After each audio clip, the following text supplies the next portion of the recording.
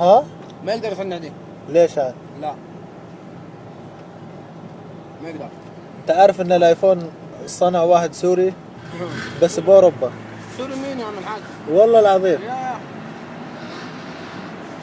العرب ما يقدر يصنع شيء، عجز من بعد الغزو الاسلامي.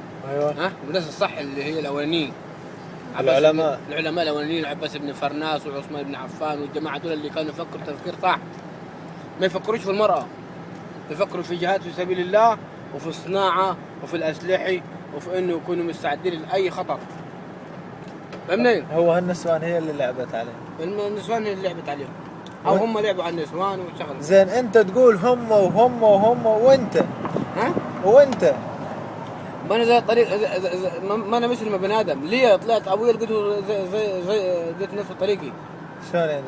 يعني لو لقيت ابوي شغال في مصنع بيصنع طياره، ها مش هيطلع صايع عني يعني بتاع حرمه وبتاع كلام فاضي. خلاص انت صغير وعلم. لا ما ينفع. ليه؟ ما ينفع يا اخي. وابوك؟ ابوك هم يقول نفس الكلام.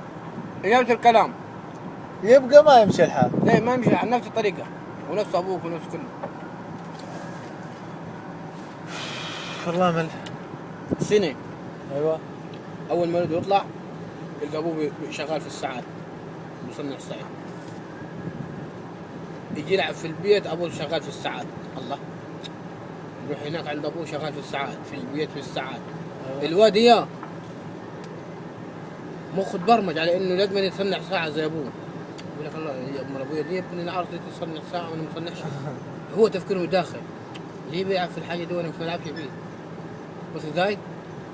يشتغل زي ابوه.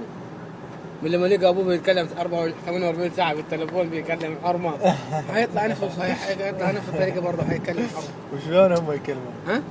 يعني عادي يقدر يكلم ويصنع. ما يعني يقدر. ما يقدر بني ادم. يعني انت ابوي.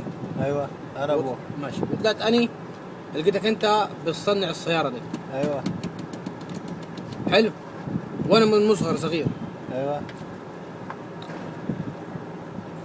بفكر ان ديك الله ابوي بيصنع سياره، بيصنعها ازاي؟